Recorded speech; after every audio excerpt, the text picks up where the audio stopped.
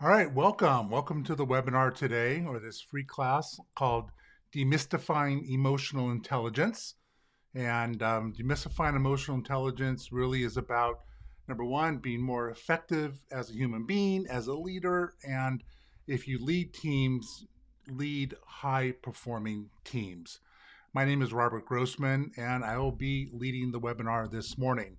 For those of you who are watching it on YouTube, I'd really appreciate it if you would hit the subscribe button, like this video, and maybe even share it. And especially would love to hear a comment about what you thought about this video. So please do that. That'd be really wonderful. Would greatly appreciate it. I also want to let you know that at the end of the webinar, there's going to be a free offer, and it is 100% free. It is not a sales lure or anything like that. It is a free opportunity to sign up for a 100% complimentary coaching session with me. And you can bring in a challenge you're having with emotional intelligence, and we'll work on it. And there's no obligation. There's nothing to sign up for afterwards unless you want to. So just stay to the end of the presentation, and you have an opportunity to do that. All right, a little background about me. People always ask me where the name Black Diamond Leadership came from, and there's a number of reasons why I called my company Black Diamond. One of them obviously is for me is skiing. I love to ski, and in fact, that's me. When I was about 6 or 7 years old, when I was skiing, looks like that's at Mammoth, or it could be in the local mountains outside of Los Angeles here. You can see that metal stake in the ground, or that metal pole. Those haven't been used in a very long time. So yeah, this picture was a while ago. And I'm sharing this picture because one of the dreams I had as a little boy when I was on when I was skiing was to be on ski patrol. And in my early 20s, I took an advanced first aid class, and one of the instructors at the end of the class said, "Hey, if anybody wants to be on a ski patrol, we're looking for patrollers in the local mountains outside of Los Angeles." And of course, I shot my hand up right away, and 4 months later, I was a candidate on a ski patrol, and spent 15 years running a ski patrol. And that's me, the little circle, bottom right hand corner. I was a little bit younger, but that is our ski patrol. And I was a team leader. And so I ran the entire weekend, and we had probably 30, 40 patrollers on a weekend, and we were a very busy mountain. We would average 50 to 55 wrecks or sleds a day, which was a lot, and just loved it. It was one of the greatest experiences of my life, and it also formulated a lot of the techniques that I teach about how to create a high performance team. So, a little bit more about me, just a tiny bit of background. I have a bachelor's degree in psychology, and I did a minor in business administration. I spent 3 years working for IBM, went through their sales school, phenomenal experience, taught me a lot about communication and sales. Then I started my own business in 1993, and started off as a presentation consulting firm, and it kind of morphed into doing presentations and video, and then it morphed into producing the entire program, everything from creative design, all the pre-production, set design, all the way through on-site coordination of all the AV and running the show. It was an incredible business. And it was during that time, towards the end, when I realized that it was time for me to do something different. And the different thing is what I do now with Black Diamond Leadership. I was also a Vistage Chair, which is a CEO membership organization. I went through their training program.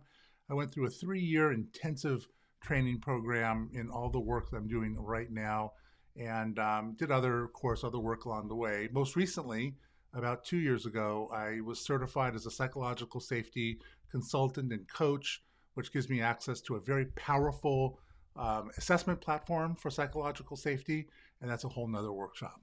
So let's get going here. So I want to share a quick story called Robert's Almost Professional Demise. And it was back when I was producing meetings. And about the 12th year of this business, and we were producing an award show for a large consulting firm, and it was a marketing event. It was a client-facing event for them, and it was recognizing the fastest 50 growing technological companies in a given region. And I used to produce LA, Orange County, San Diego, and also Portland.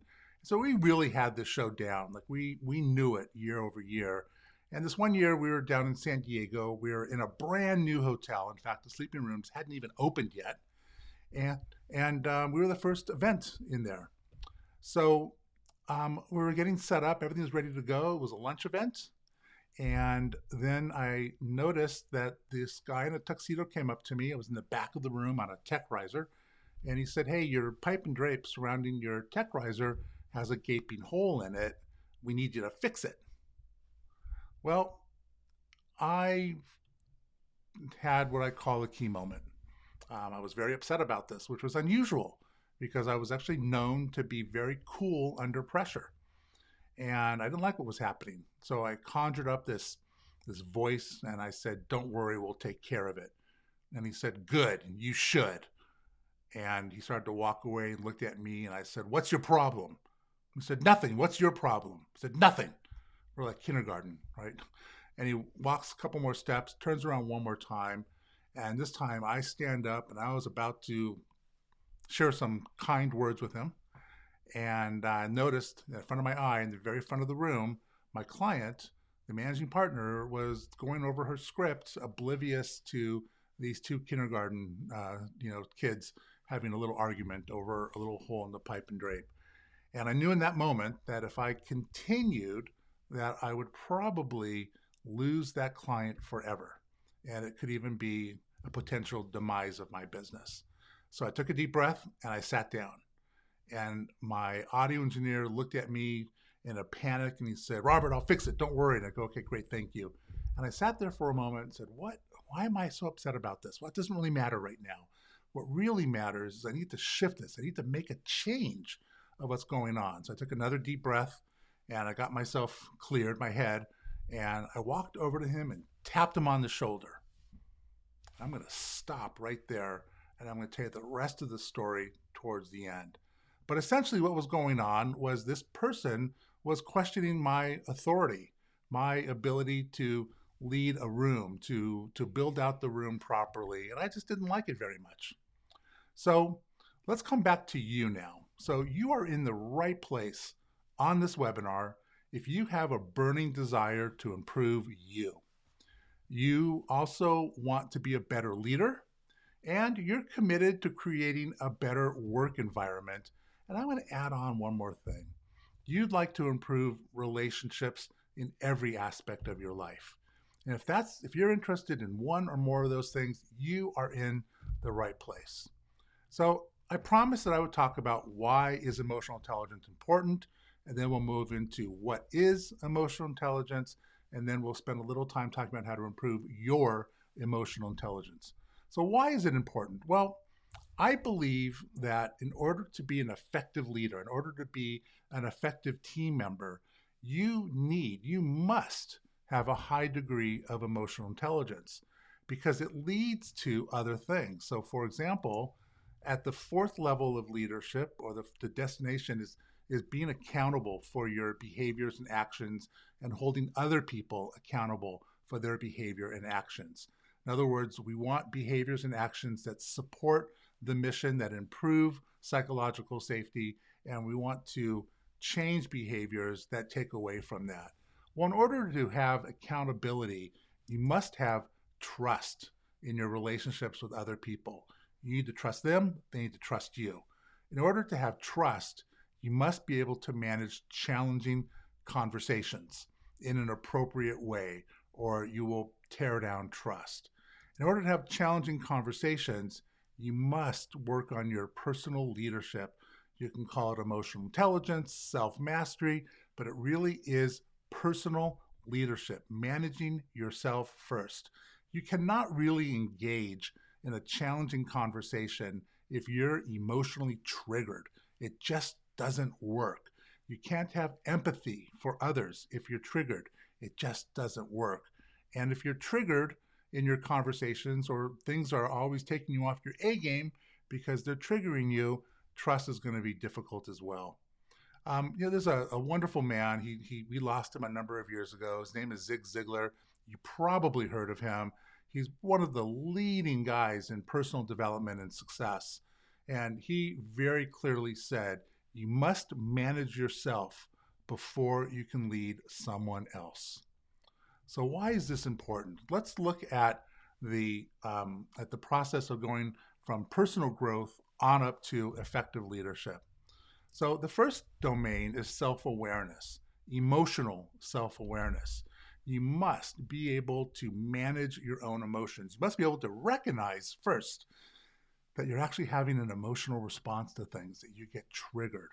And once you have that emotional awareness, once you recognize how you respond or react to challenging events in your life, whether it be a communication from somebody, whether it might be a missed opportunity, whatever it is, you must be aware of your emotions.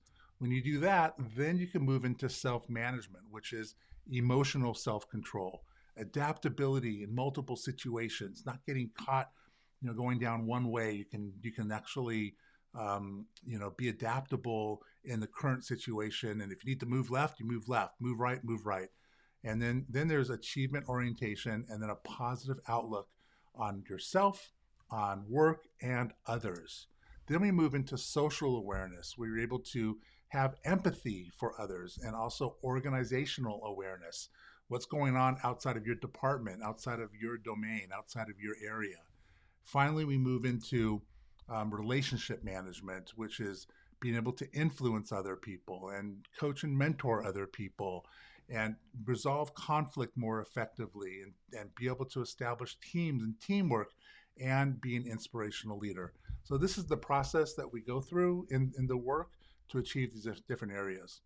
So another reason why emotional intelligence is important is, listen, we all know that life can offer wonderful blessings and beauty and joy, and there's a lot of good things in life, a lot of good things. But we need not look very far to discover that life does have adversities. Most lives are characterized by some degree of difficulty and struggle, whether it be traumatic or just everyday hassles.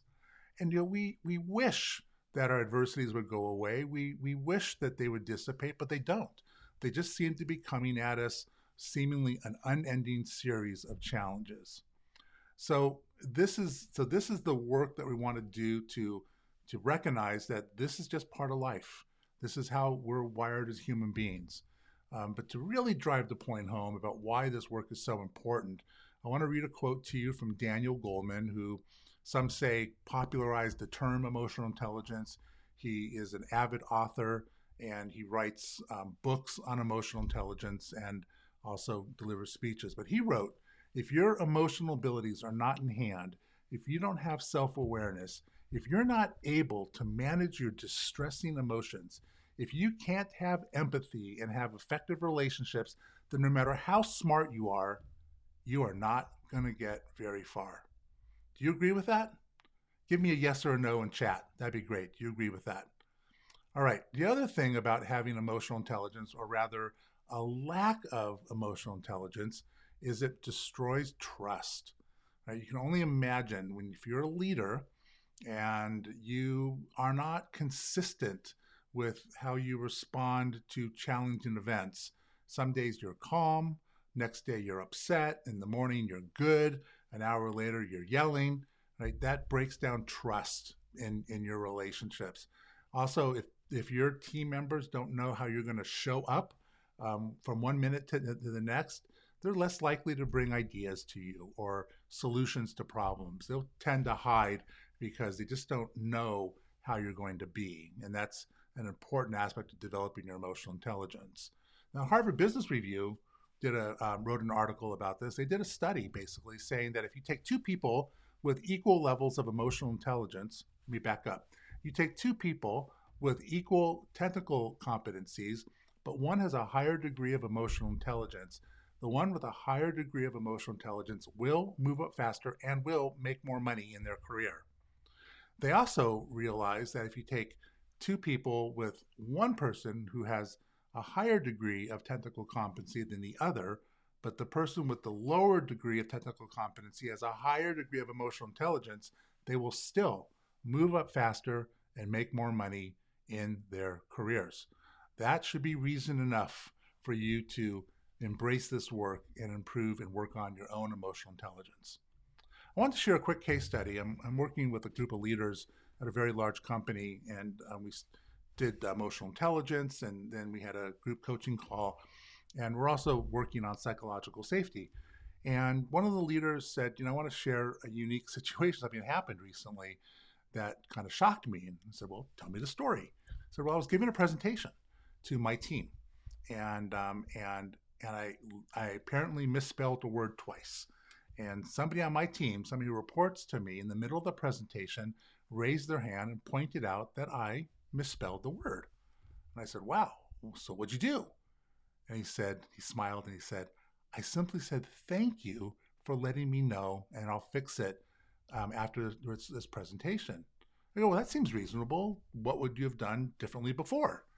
And he said, well, I probably would have been embarrassed. I probably would have said something snide. I would have been condescending. I would have ridiculed this person. And if I did that, I know that I would have ruined the psychological safety on my team. But doing it this way, I improved it. And I said, I'm curious. Did you still feel like you wanted to respond in the older way? And he said, yeah, I really did. But then I used the tool called the response chain to interrupt it. And in the moment, I was able to manage my emotions and instead do something. So instead of being disruptive or destructive, I was able to really build trust and psychological safety on my team. So Buddha said, do not learn how to react, learn how to respond. And I think that reacting is a normal way of human beings, how we act, how we respond, how we react to our distressing moments. And you'll understand why in a moment. So it's really learning how to respond to our stressful situations. And this takes us into what is emotional intelligence. So one of the questions I'm asked often is emotional intelligence real? Or is it some, popular thing that's going to die out soon? Or is it, woo-woo, campfire, let's all feel good about things? And I'm, without a doubt in my mind, it is real. And I'm going to show you why it's real. So we'll take a quick look at the human brain, and we're only going to focus on two parts of the human brain. That is the limbic brain system, which is the older part of our brain. It's also where our emotions reside. And then there's the prefrontal cortex, which is a newer part of our brain. It's also called the rational brain. So when we experience something, we experience an event or communication, whatever it might be, we experience it first emotionally. And then we need to learn how to engage our rational brain to really make sense of what's going on. Here's why that's important. Inside the limbic brain system is a little tiny gland called I just blanked on it, called the amygdala. There we go, called the amygdala. And the amygdala is the part of our brain that is really responsible for our survival. It is it triggers an event when we feel threatened of fight or flight. So it immediately begins to flood our bodies with epinephrine and cortisol and other hormones to either make us really strong in the moment or to be able to run out of there as fast as we can to get away from the danger. Here's the challenge. The amygdala, and in fact our emotional part of our brain, doesn't know if the event that is scaring us is real or not. It cannot tell the difference. So I'm sharing this with you because one example is if you ever walked in the woods and you heard a rustling in the bushes, you might turn around and say, oh my God, there's a Bengal tiger that's come out and eat me. Right? Well, the chances of there being a Bengal tiger are slim to none, but your brain can't tell the difference. So you recognize the feeling where all of a sudden your body is charged, your heart rate increases, you tighten your jaw, you become hyper aware of what's going on around you until you realize, no, it was just a chipmunk or whatever it was. This is the same thing in a conversation. If somebody criticizes you or makes a suggestion during a presentation, you might perceive that as some level an attack at some level. A conversation doesn't go the way you want it to go, or somebody says something that you find insulting. There's so many different things that could trigger this response, whether it's real or not, right? So when it happens, we get into this tunnel vision. right? And that become very hyper aware of what's going on around us. Actually, we do not do that. I'm sorry. We become very hyper aware of looking for whether or not I'm going to fight. I'm going to fight and get my way out of there, or I'm going to flee. I'm going to run and avoid the situation. So, with emotional intelligence, you can actually stop this process. You can actually break that response, and it goes back to the balance between the amygdala and your cortex. The amygdala is saying one thing, and your cortex needs to determine whether or not it's a real threat or not. And you're going to understand how all this works in a moment when I show you a model. So, how do we improve our emotional intelligence? What do we need to do? Where do we start? What's the first step? Well, the first step to conquering what I call your key moments, and let me define a key moment right now. A key moment is the event that happens. It is the communication received. It is the person, it's when somebody criticizes you. It's when you miss a flight. It's when something happens, somebody cuts you off in traffic, right? That is the key moment. It's just the event. It's what happened. So the first step is to generate awareness that we're having key moments. And in fact, I remember after I finished all of my training, one day I was driving in Los Angeles and somebody cut me off in traffic, and I started doing some very creative communication with this person, including some sign language.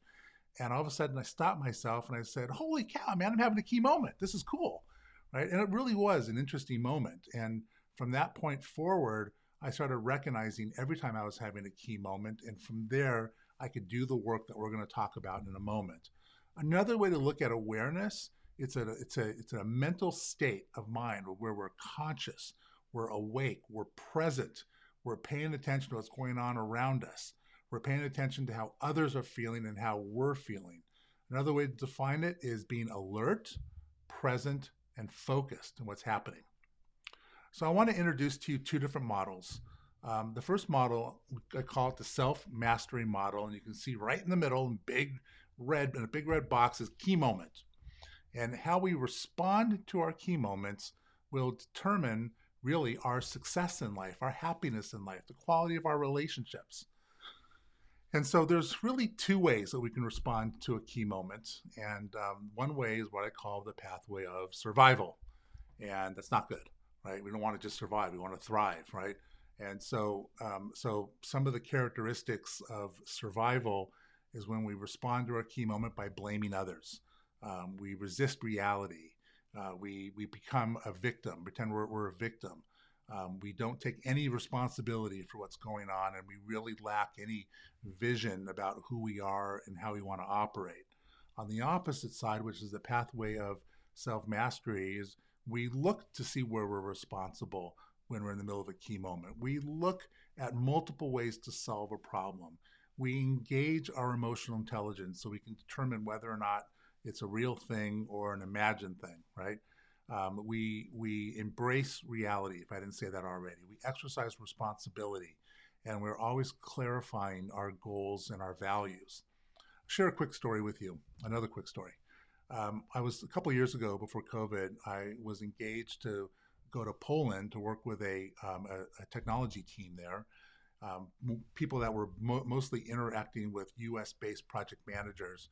And the owner of this company hired me to come out because he felt that his team members were reacting strongly to these US-based project managers, Eastern European programmers, US-based project managers. Well, so I was really excited about this project, and I remember walking through the airport up to my gate, and I looked out the window, and there was my airplane, and the engine was open. And I thought, uh-oh, okay, we'll see what happens. An hour goes by, all the people that were working around the engine left, but the engine was still open. And then finally came the announcement that the plane wasn't going to fly, that we needed to go get our bags and then go back to the ticket counter for the airline, and that they would put us on other planes, other flights. Well, man, I was mad. I was walking down and I was steaming. And in that moment, I said, "Okay, bud, you're having a key moment here. Calm yourself down." And I did. I took some deep breaths and I went and got my bags and I got in line, and I noticed everybody was yelling and screaming at the ticket agents, right, as if they caused the plane to not work. When I got up there, I said, "Hi, boy, you're having a tough day today, aren't you? And she looked at me like with sadness in her eyes and said, yeah, you have no idea. And I said, well, I do, because I see what's going on here. And, I'm sorry for my fellow passengers. And hey, this is what I really need. I'm doing this presentation and I need to be in Krakow by this time. And, any way you can help me, I'd really appreciate it. I know you got a lot going on right now, but maybe you can help me. And do a little click, click, click, click, click. And next thing I knew, in 2 hours, I was on a first class flight to London, Krakow. So, I don't know how my other fellow passengers, if they had the same results I did, but I made a difference in that person's life. And that goes back to my personal values of something, the decision, that choice that I made many years ago when I was a little boy, that I was going to strive to have a positive impact on every single person that I come in contact with. All right, second model I'm going to show you, and this is called the response chain. And you see the first 3 boxes of the response chain. It's called the key moment response chain. And I'm going to go over this really quickly with you. So we mentioned the key moment is what happened. You may also look at it as the event. So when we look at the key moment, we don't add a lot to it. We don't talk about the meaning of it or anything like that or why it happened, just what it is. When we have a key moment, we experience it through our paradigms. And our paradigms are really a constellation of our core beliefs, how we see the world. And the way I see the world is different than the way that you see the world, because it's made up of, who we are, where we're from, how we were raised, a whole bunch of different things, our life experiences. But think of it as a set of glasses or a set of filters. Right? The old saying, if you wear rose-colored glasses, you think the whole world is rose-colored, but it's not. And that the paradigm operates in the same way. So depending on your paradigm and your core beliefs, you give the key moment, you have thoughts about it, or you have a meaning about it. You give it meaning, right? And it's like the spin you put on it to make sense of what's happening. So when the key moment occurred with the airplane, right? And at first I experienced it through fear and doubt and uncertainty, and I was getting mad, and my thoughts were, oh man, I'm going to miss my plane and I'm going to lose a client, right? And then I got mad at myself for not choosing a different airline, right? So based on our thoughts, we have feelings. The key moment happens, we experience it, we have thoughts and meanings about it, and then we have feelings. And our feelings are both in our bodies and also in our mind, right? So I mentioned that you may tighten your chin or your jaw when something happens. You may feel your heart rate increase. You may have sweat on the brow, right? You may feel confused. You may be sad. You may be angry. You may be frustrated. Whatever your feelings are, it comes after the thoughts or meaning that you give to your key moment. And based on your feelings will determine your behavior. What do you do immediately following the key moment? Do you behave in a way that's positive or behave in a way that's negative? So depending on your behavior, you're either going down the pathway of survival, right? And then you got to look at the results that you get going down the pathway of survival. So for example, if I had walked up to the ticket counter and started yelling and screaming at that poor woman, maybe I wouldn't have been on that plane, right? Maybe I would have been on the plane the next day. Who knows, right? So the other option is to go down the pathway of self-mastery. And we do that. We are looking to see where we're responsible, we're awake, we're present, we're learning about ourselves every step of the way during these key moments. And then we look at the results that we can generate when we go down the pathway of self-mastery. So I want to go back to the thoughts part of it for a moment, because it's important to understand our automatic thoughts, right? They're unconscious, they're spontaneous, usually negative. They're very believable by us, and oftentimes they're irrational. So remember I said that you have an automatic thought after the key moments, and it's a great place to start looking at to see how we can change our thoughts about it, about the key moment, which then impacts the rest of the response chain. But before we can do that, we also have to look at our common distortions in our logic or our reasoning and how we see things. And this kind of goes back to those core beliefs, right? The paradigm, right? So there are definitely some very specific distortions that we use in this work. Number one is black and white thinking. So when you're in black and white thinking, it's either this or that. There's no gray area. It's one or two. Either you like me or you hate me. There's nothing in between. Then there's overgeneralizing, where we see one event as the truth, right? So, you make a mistake on one presentation, well, therefore they're all bad, or a manager doesn't treat you right, therefore the whole organization is bad, right? You can't trust anybody in management. That'd be overgeneralizing. Catastrophizing is making the event bigger than it actually is, right? My significant other left me, and therefore I will never be happy again. One that I like to work on a lot, and that most of my clients work on a lot, is mind reading, where we actually believe we know what the other person is thinking, and we actually, in reality, we have no idea until we check in.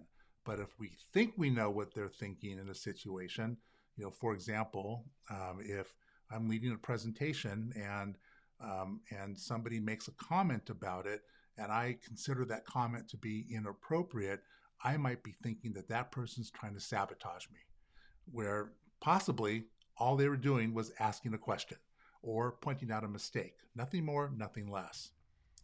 Then there's fortune telling, where we already know how things are going to turn out. There's labeling. Labeling is when we place a label on someone or something, which really oversimplifies the way it really is. One might be, I've heard this one before from managers, employees don't care about the company. That's a broad label for many people. And then there's personalizing, where we feel it is our fault when things go wrong. If I had been a better manager, we would have met our numbers. If I had been a better father, my son wouldn't have had problems.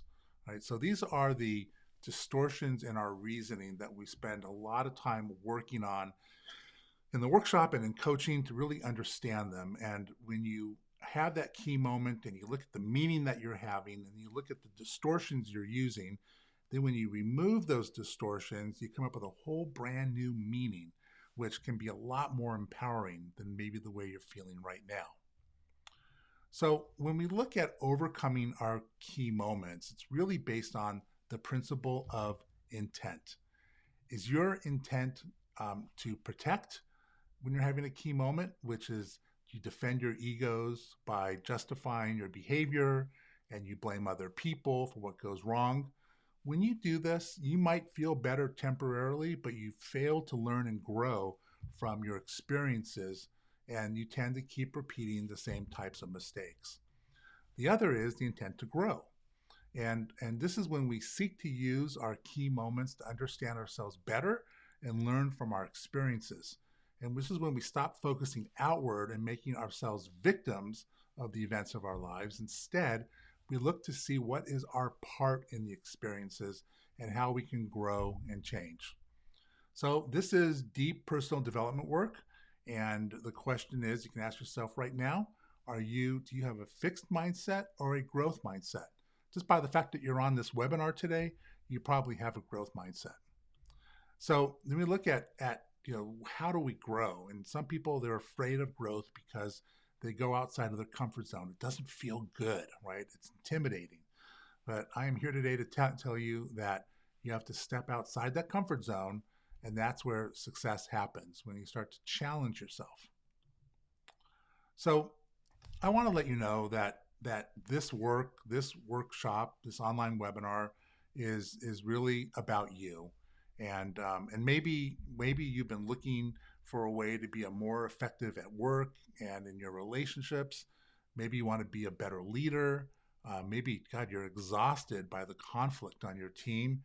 Or maybe you're asking yourself, how can I master my emotions and be more effective?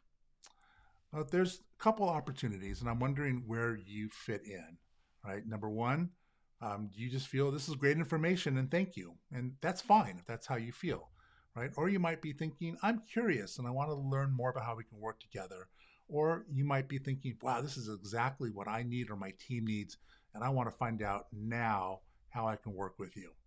So I'm going to tell you in a moment how you can do that. But first, I need to finish the rest of my story. So remember that the maitre d' came up and told me there was a gap in my pipe and drape, and I was the Hulk and got exploded like a volcano and got really mad and got myself together and realized I was having a key moment. Didn't take the time to figure out why, because that wasn't really important. I just knew that I needed to interrupt that process right then, right there. And I got off the riser and I walked over to this guy. I wish I remember his name. And he was in a huddle, by the way, with 3 or 4 other guys in tuxedos. And they were all talking, and he was pointing his finger back at me. He didn't see me because his back was to me. And I walked up to him, I tapped him on the shoulder, and I'm a little bit taller than he is. In fact, I was a lot taller. And he kind of recoiled for a second, and I smiled and thrust out my hand and said, "Hi, my name's Robert Grossman, and I'm the executive producer of this event. And in fact, I've been producing this event for over 11 years. And I bet you and I have the same goals. We want our mutual client to have an extraordinary experience here. I want people in the room to hire me for their next projects. And I imagine that you'd like people in the room to want to hold their next event here in your brand new hotel." He goes, "Yeah, Robert, that's exactly what I want." And I said, "Perfect. Look, my guys fixed the pipe and drape." And he goes, "Thank you." I said, "Well, hang on. They fixed it, and I'd like you to come back and take a look at it to make sure it meets with your approval." And he says, "Are you serious?" And I said, "Yeah, I'm serious. I'm a guest in your hotel, and I want this room to look perfect the way that you want it to look." So a big smile on his face, and we walked back, and the pipe and drape was kind of pushed together. No big deal, right? And he turned to me and said, "Robert, thank you so much. This has been a really great experience so far working with you, and I look forward to having a great event." And he went his way, and I went back up on my riser and looking over in the show notes. And about 5 minutes later, he came out with a clipboard in hand, and he said, "Hey, Robert, can I bother you for a second?" I said, "Sure. What do you need? What's up?" And he said, "Well, I know that you have a program, you have a show flow, and we have ours, and I want to line them up. I want to make sure that when we drop salads and the main course and whatnot, that we're not interrupting your show. Can we go over everything, and we'll fit into your gaps and things like that?" And I said, "Absolutely." I got to tell you guys, man, in 20 years of doing that work, that's never happened before. So we did that. He walked back, and I went back looking at my notes and stuff, and about 15 minutes later, he came over and said, "Hey, I got another question for you. Should we open the doors yet?" The event was supposed to start in 15 minutes. And I said, "Well, you know what? Let's go outside, take a walk around together.